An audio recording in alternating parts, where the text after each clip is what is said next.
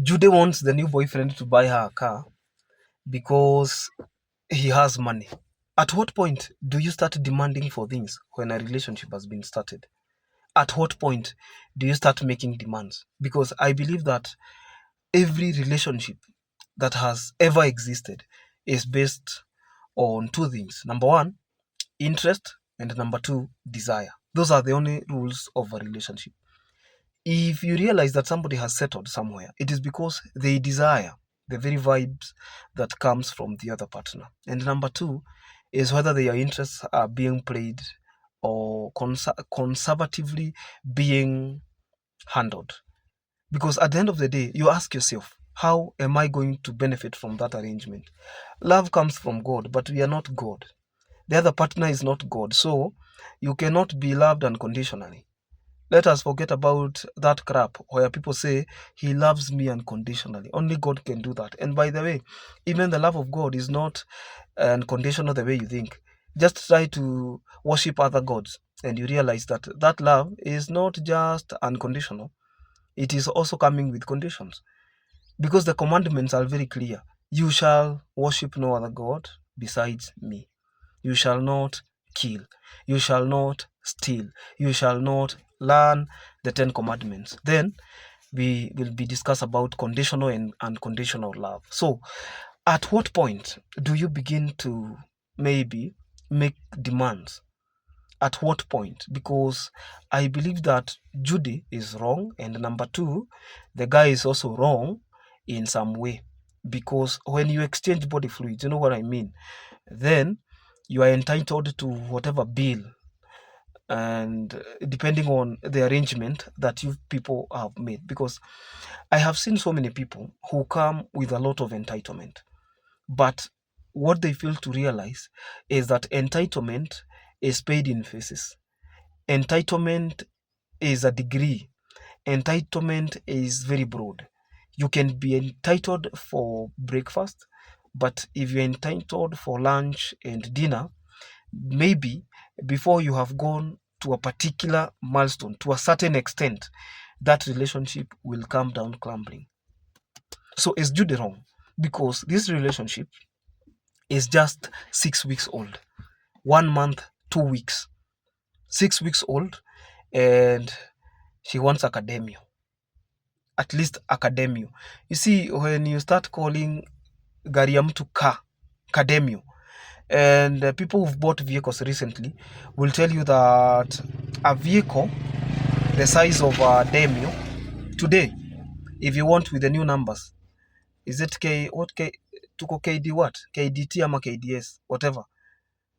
If you want that vehicle inakuja na hizo number, you will be coughing somewhere between 1.2 and 1.4 million Kenya shillings, depending on who is shipping that vehicle for you. Unasikia mtu anasimu nitafutia hata academia 1.2 and the relationship is just 6 weeks old. Well, mwingine anasema nataka kavits. You see, even these old models, if you want a good vehicle that is roadworthy, you realize that that vehicle will be going anywhere around 800, 900, 600, and hata hiyo ya 600 utaenda kurekebisha, utakuwa na shida, or the person who is selling it is under pressure to do something, is desperate to sell.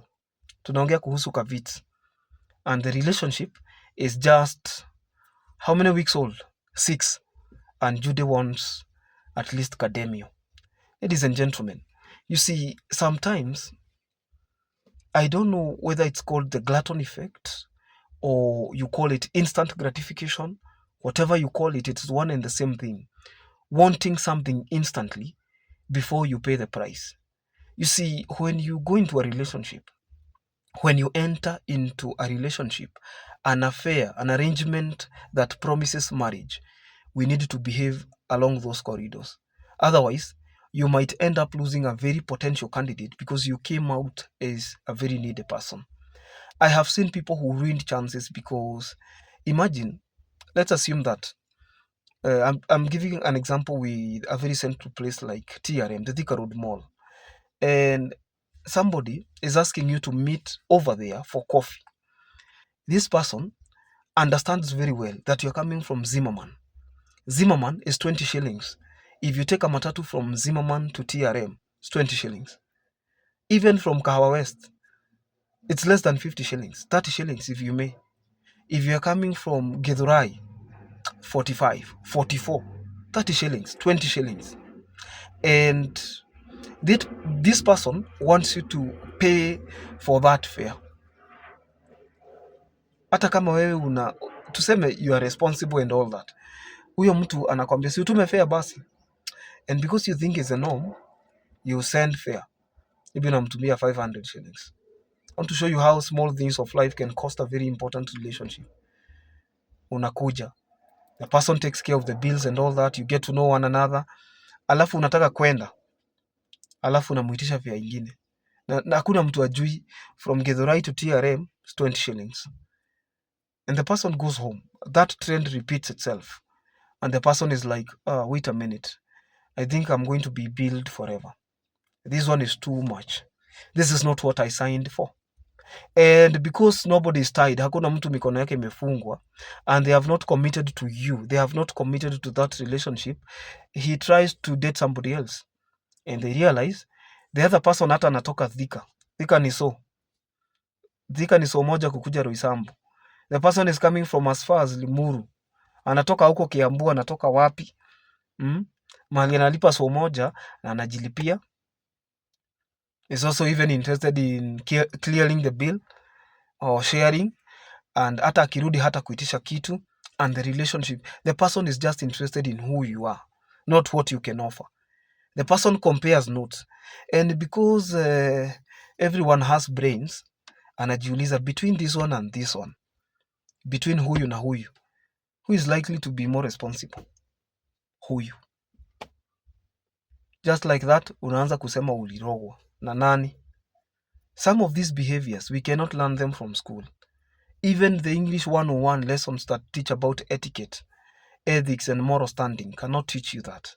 These are things you learn from the streets. Are we together?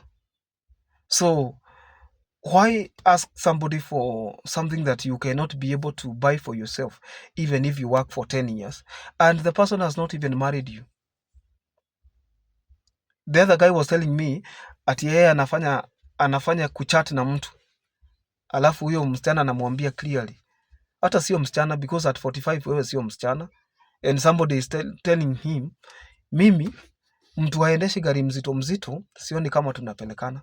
And the guy is telling me, I'm only interested in a marriage. I can pay bills, I can pay my rent. The guy says he can pay for his food and all that, but ile gari anaambiwa anunue, hata akifanya kazi miaka 200 haezi afford. And then, so let us lower the standard. Or even if you're not going to lower the standard, make sure you are close to that standard so that the person can draw examples from. Are we together? So hii mambo ya demio na ni wiki 2, mambo ya vits na ni wiki 3 in a relationship, let us make it easier for the other person, so that even if you are not going to agree with the other person, they will not have their self-esteem bruised.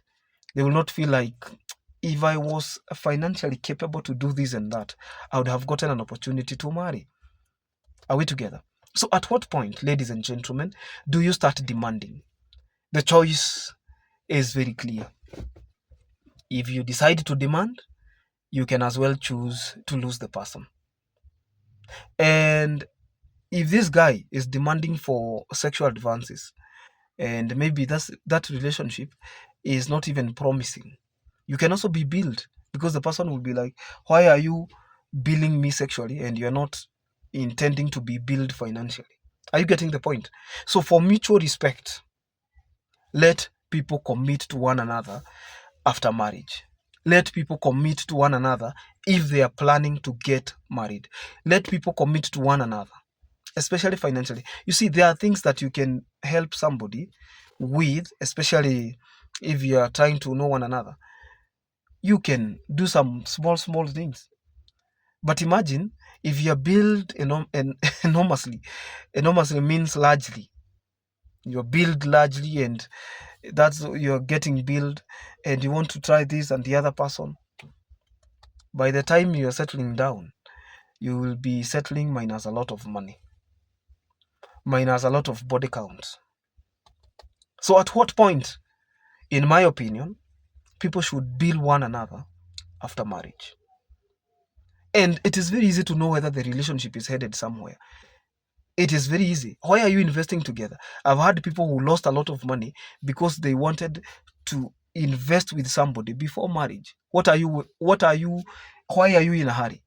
You see, even these people who get conned sometimes are trying to manipulate. And when it backfires, they play victim, the victim card. You've noted a guy, the guy is very promising, he looks very good, you like the guy, and because you want to tie him, you want to invest with him before the marriage, to manipulate him so that he would want to date you at the expense of everyone else. Trying to win him, you lose your money. Who will you blame? The devil? No. Me? No. Yourself? Yes. I'll see you in the next video. Bye bye.